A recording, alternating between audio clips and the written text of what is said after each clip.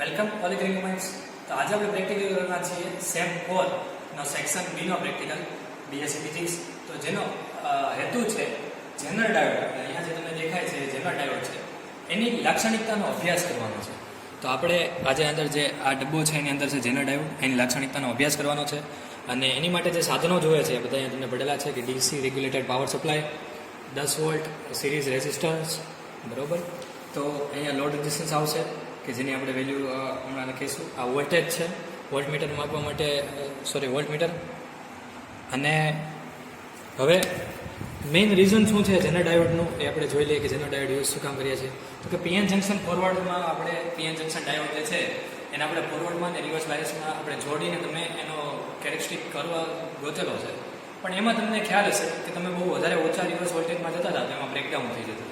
તો એની માટે આપણે યુઝ કરીએ છીએ જેનરલ ડાયોડ. ઓકે, તો આપણે જેનરલ ડાયોડને અત્યારે રિવર્સમાં જોડશું.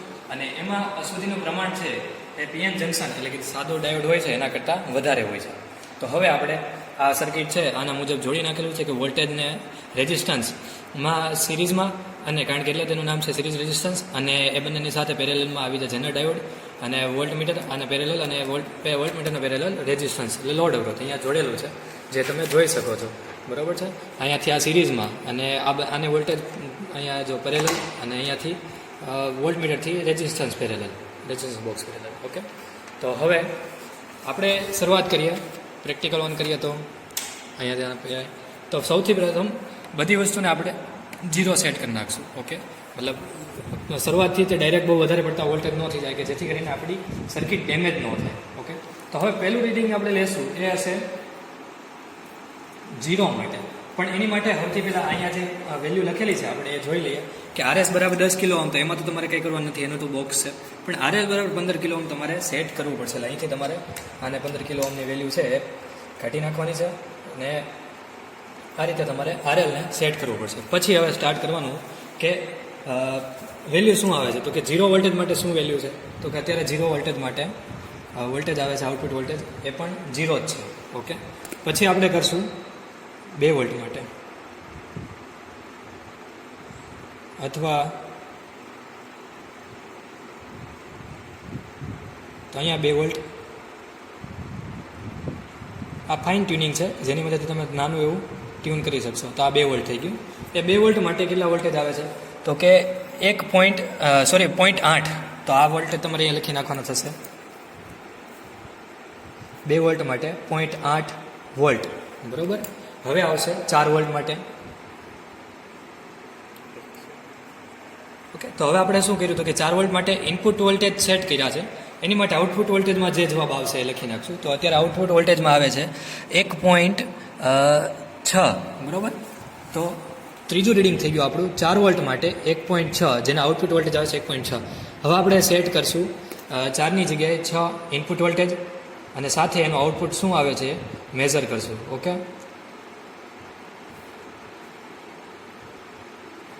6 વોલ્ટ માટે અત્યારે આવે છે 2.4, બરાબર.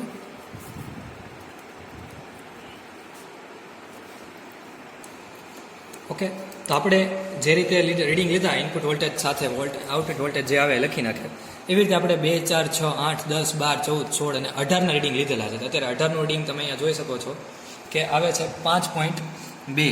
ઓકે, 18નું રીડિંગ છે 5.2. હવે જે થશે એ જાદુ થશે, એટલે કે જેનરલ ડાયોડનું જે ઓરિજિનલ કામ છે વોલ્ટેજને રેગ્યુલેટ કરવું, તો એ કરશે. એટલે શું, તો કે ધારો કે મારો જેનરલ ડાયોડ છે એ 5.4નો છે, તો હું 5.4 પછી ઇનપુટ વોલ્ટેજ ગમે એટલા આપીશ એ 5.4થી વોલ્ટેજ વધવા દેશે નહીં. તો એ આપણે અત્યારે જોશું. અત્યારે પહેલાં 20 કરશું. તો આ 20 વોલ્ટેજ માટે 20 માટે જે આવે છે એ લખીએ. તો કે એ આવે છે 5. આમ તો 2 જ કહી શકો, અથવા 4, 5.4. ઓકે, ઉપરથી જોશો તો તમને 5.4 લાગશે. એટલે 20 માટે આવ્યું 5.4. ઓકે, હવે તમારે કરવાનું છે 22 માટે. તો હવે 22 માટે આપણે વોલ્ટેજ ચેન્જ કરશું.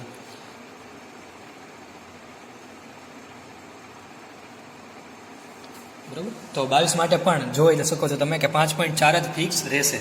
કારણ કે હવે રેગ્યુલેટ થઈ ગયું. જેનરલ ડાયોડ જે છે એ 5.4નો છે આપણો, તો એ 5.4 જ તમને મળી જશે. ઓકે, નેક્સ્ટ 24 માટે કરી જોઈએ.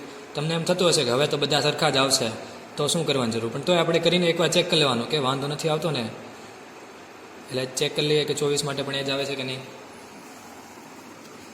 24 માટે પણ 5.4 વોલ્ટેજ છે, જે તમે 1 મિનિટ હવે જોઈ શકશો ક્લિયરલી. Okay, 5.4 volt. 26 માટે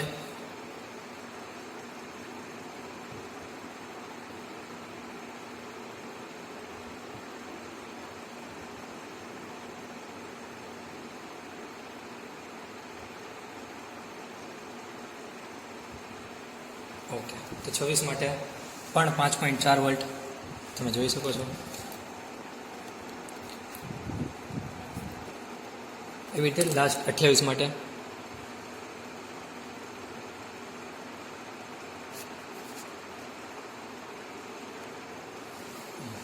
તો એની માટે પણ 5.4 જ છે, જે તમે જોઈ લીધું. એટલે હવે અહીંયાથી તમને અંદાજો આવી જશે કે આ તમે શું કર્યું, તો કે વોલ્ટેજને તમે રેગ્યુલેટ કરેલું છે.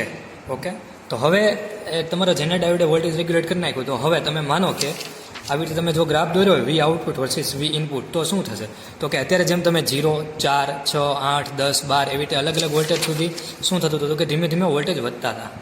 18 સુધી વોલ્ટેજ વધતા હતા, તો કે 5.2. પછી 20, 22, 24, 26, 28 શું થઈ ગયું, તો કે વોલ્ટેજ કોન્સ્ટન્ટ થઈ ગયા, એટલે કે તમારો જેને ડાયોડ રેગ્યુલેટ થઈ ગયો. તો અહીંયા તમે જોઈ શકો છો, અહીંયા અમુક સુધી તમારે વોલ્ટેજ આવી રીતે વધતા આવશે ને પછી એ કોન્સ્ટન્ટ થઈ જશે. તો આ વસ્તુને તમારે કહેવાય છે લાઇન રેગ્યુલેશન, કે જે તમારો છે ગ્રાફ નંબર 1. ઓકે, હવે આમાં બીજો પાર્ટ છે કે જે છે લોડ રેગ્યુલેશન. ઓકે, તો લોડ રેગ્યુલેશન માટે સર્કિટ સેમ છે, પણ હવે એમાં આપણે ચેન્જ કરવાનું છે. અત્યારે આપણે શું કરતા હતા અત્યાર સુધી, તો કે ઇનપુટ વોલ્ટેજ ચેન્જ કરતા હતા, એની સાપેક્ષે આઉટપુટ વોલ્ટેજ શું આવે છે એ જસ્ટ આપણે નોટ ડાઉન કરતા હતા.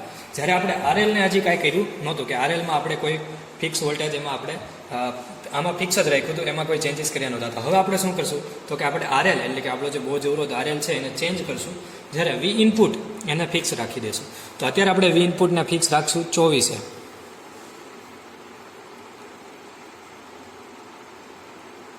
ઓકે, તો અહીંયા તમે જોઈ શકો છો વી ઇનપુટ થઈ ગયો છે ફિક્સ 24 માટે. હવે અહીંયા લખી નાખવાનું થશે તમારે પેલું ક્રમ 1, બરાબર. વી ઇનપુટ તો 24 જ રહેવાનું છે થ્રુ આઉટ ધીસ પ્રેક્ટિકલ, એટલે અત્યારે આ જે પાર્ટ છે એના પાર્ટ માટે. હવે એની માટે બહુ જ અવરોધ આપણે પહેલાં રાખીએ 5000 ઓહમ, તો 5000 ઓહમ સેટ કરી નાખ્યા. ઓકે, તો 5000 ઓહમ સેટ કરતા અત્યારે શું વોલ્ટેજ આવે છે, રીડિંગ આવે છે, આપણે લખી નાખીએ તો કે 5.2. ઓકે, કરંટ તમારે નોટ ડાઉન નથી કરવાનો હોય, તમારે કેલ્ક્યુલેશન કરવાની છે. પછી 5000 પછી 10000 માટે રીડિંગ લઈએ આપણે.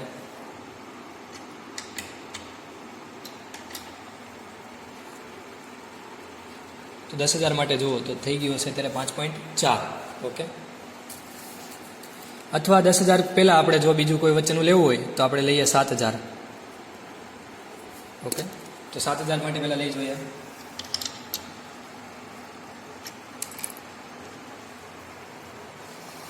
તો એની માટે પણ અત્યારે થઈ ગયું છે 5.4. ઓકે, તો હવે અહીંથી તમને એવો અંદાજો આવી ગયો છે કે હવે એ રેગ્યુલેટ થઈ ગયું. ઓકે, પછી 10000 માટે, એની માટે પણ આપણે એવું 5.4. હવે લેશું આપણે 15000 માટે.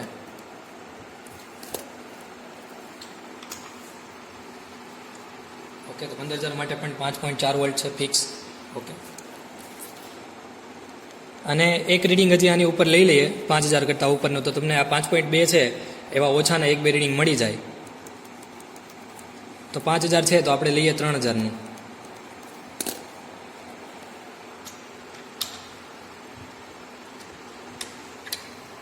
તો અત્યારે આપણે 3000 ફિક્સ કરેલા છે, તો એની માટે જે વોલ્ટેજ આવે છે એ લખીએ 4.4. ઓકે,